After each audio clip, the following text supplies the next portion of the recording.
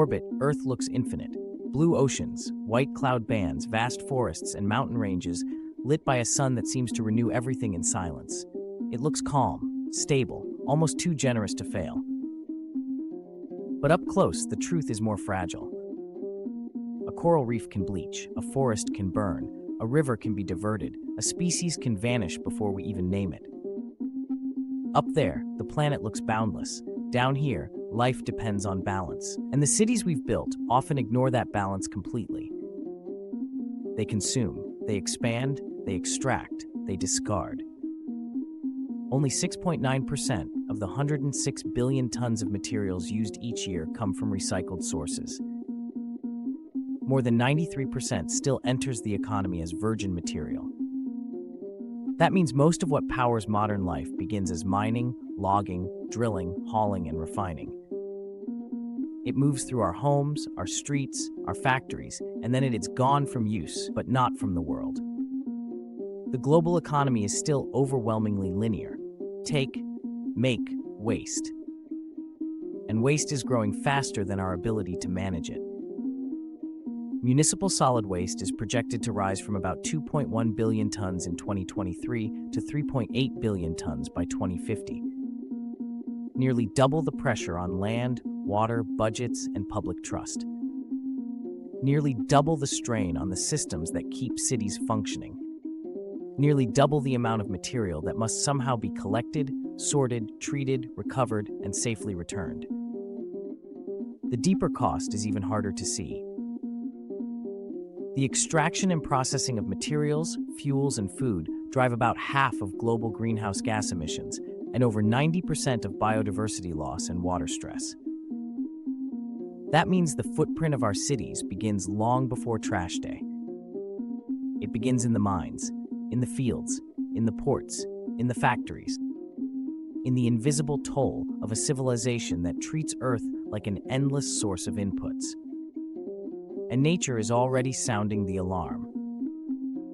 The IPBES Global Assessment warned that up to 1 million species face extinction, many within decades, largely due to human activities.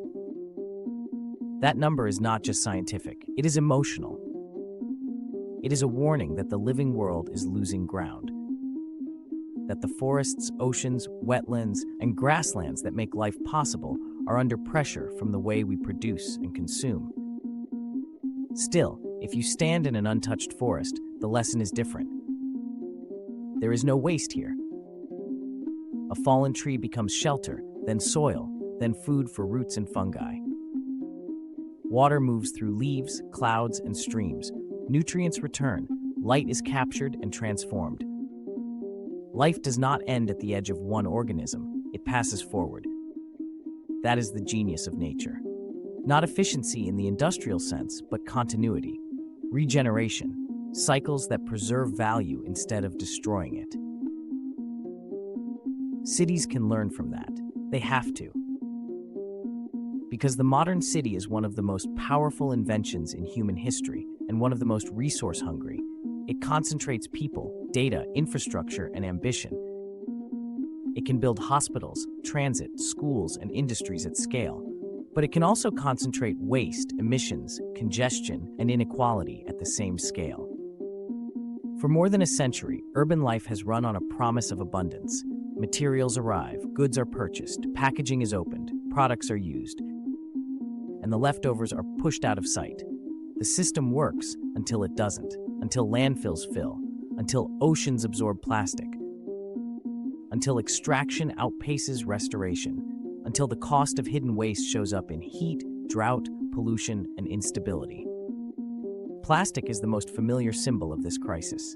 It is useful, cheap, durable, and everywhere.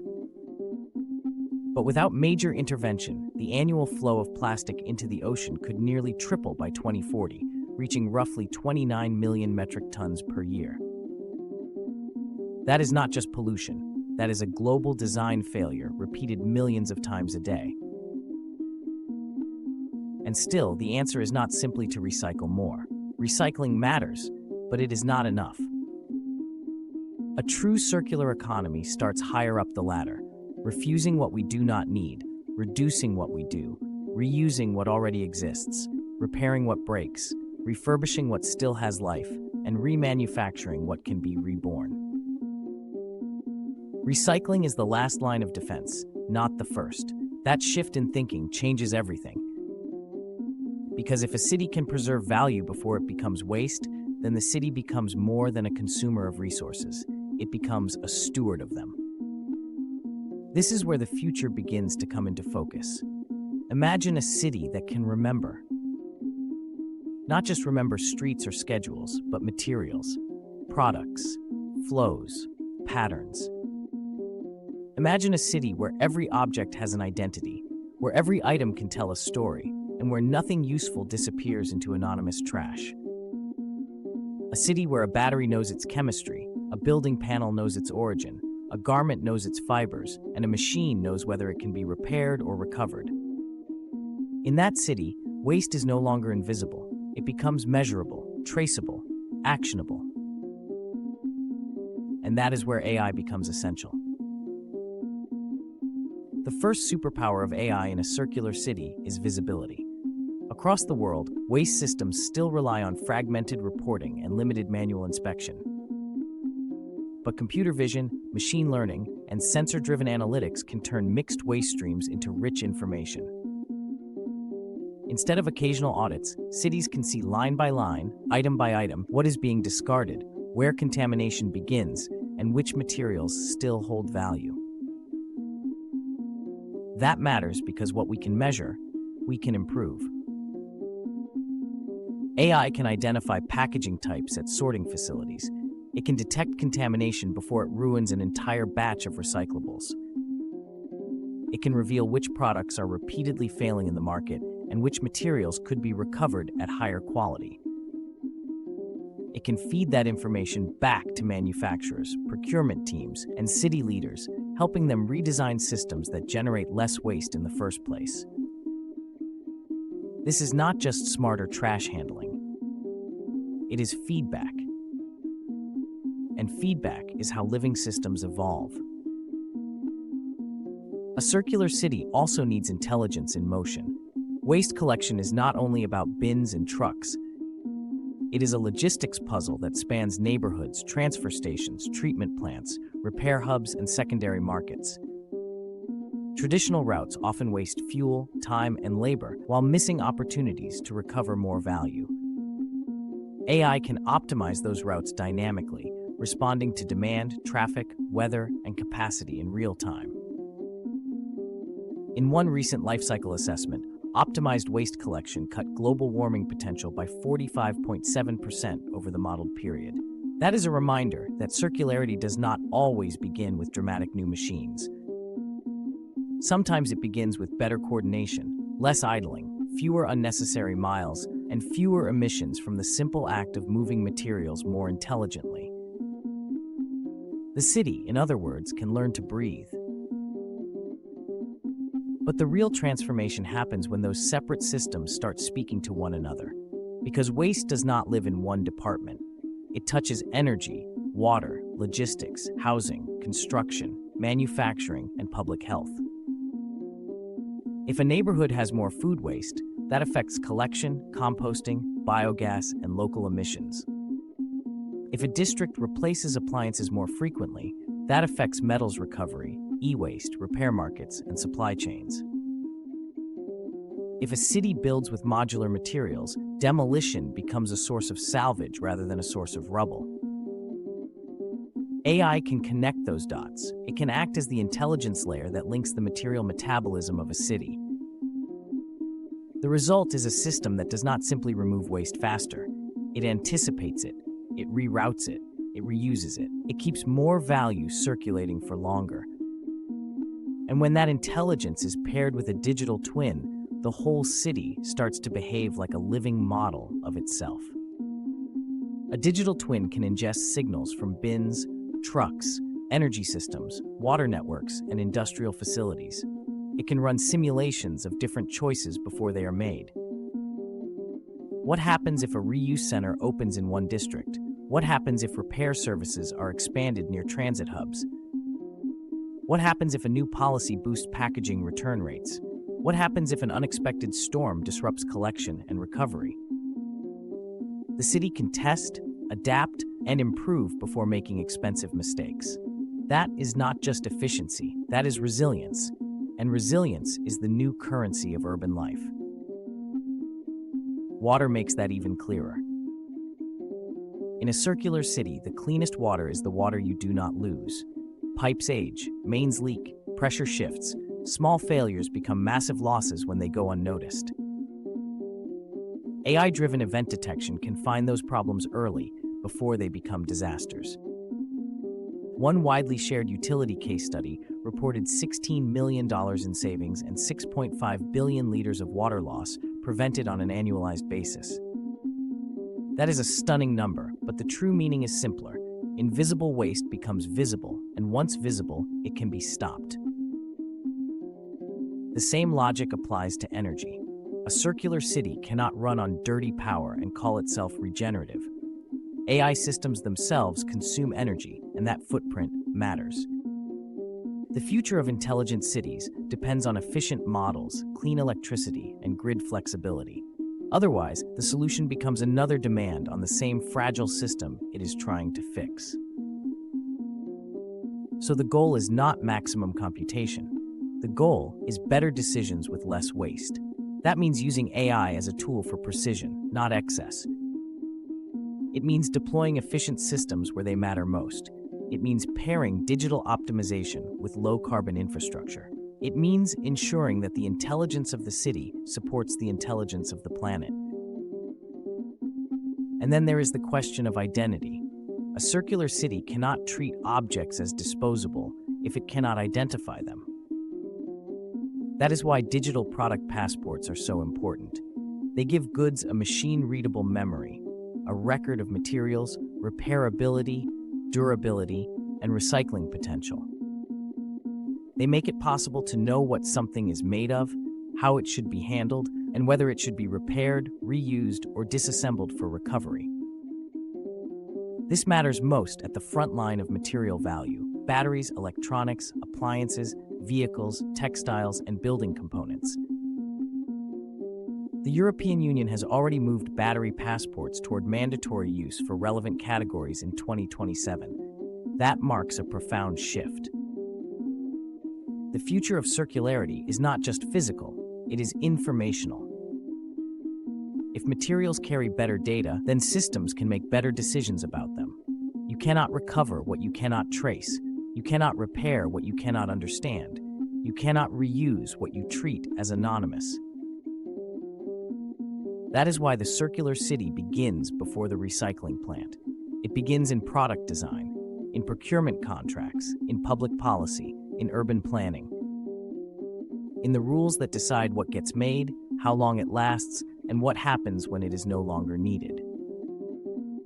Some cities are already proving that this is not just theory. Amsterdam has publicly committed to use 50% fewer new raw materials by 2030 compared to 2016, and to become fully circular by 2050. That means transforming food systems, consumer goods, and the built environment. It means reducing dependence on virgin inputs while expanding reuse, repair, and recovery. It means accepting that sustainability is not a side project. It is the operating principle of the future. And once that principle takes hold, the city itself starts to change shape. Construction shifts toward modularity and material passports. Neighborhoods develop repair cafes, reuse depots, and shared logistics points. Food scraps feed composting systems or energy recovery. Textiles are collected for resale, repair, or fiber regeneration. Electronics are refurbished instead of discarded. Concrete, steel, glass, and aluminum are recovered with greater precision. Industrial byproducts become inputs for other industries. This is industrial symbiosis in motion. A city stops behaving like a straight line and starts behaving like an ecosystem. That ecosystem creates new jobs too. Jobs in sorting, repair, logistics, data analysis, remanufacturing, and material recovery. Jobs that are local, practical, and tied to the physical reality of neighborhoods. Jobs that keep value closer to home instead of sending it away in the form of discarded materials and imported replacements. But perhaps the most important shift is cultural, because a no-waste city changes how people think about ownership. It asks whether the newest thing is actually the best thing. It asks whether convenience is worth the hidden cost. It asks whether we can design systems that make the durable choice the easy choice. That is not a small change. It is a new social contract. And it begins with honesty. The honest truth is that the future cannot be built by recycling alone. The honest truth is that extraction must fall. The honest truth is that cities must design for long life, for recovery, for repair, and for shared value. The honest truth is that every object we create carries a decision about the planet we are shaping. When we tell the story of the no-waste city, we are telling a story about maturity. A mature civilization does not confuse growth with health. It does not mistake speed for wisdom. It does not build success on depletion and call it progress. It learns, it adapts, it closes loops, it protects the systems that protect it. And that is why this future feels so powerful. Imagine waking up in a city where waste collection is no longer a blind sweep through neighborhoods, but a precision system that knows what material is where and where it belongs next. Imagine water losses caught before they spread, energy demand balanced with clean supply, packaging returned through local recovery loops, appliances repaired rather than replaced, buildings designed for disassembly, food scraps transformed into soil or biogas, factories drawing on recovered materials with known quality and provenance. Nothing useful is lost if the system is designed to see. Nothing valuable is wasted if the city is designed to remember. This is the promise of AI in the circular economy. Not artificial replacement, but intelligent coordination. Not more consumption, but better circulation. Not a city that throws things away, but a city that keeps value alive longer. And maybe that is the most hopeful idea of all. The future of the city is not a landfill with a skyline. It is an ecosystem with infrastructure. It is a place where energy, water, logistics, manufacturing, and materials all speak the same language. It is a civilization that learns from forests, oceans, soils, and the cycles that have sustained life for millions of years. The no-waste city is not a fantasy. It is a design challenge. And the tools are already here. The choices are here too. Support right to repair, demand product transparency, and back city pilots that make reuse the default.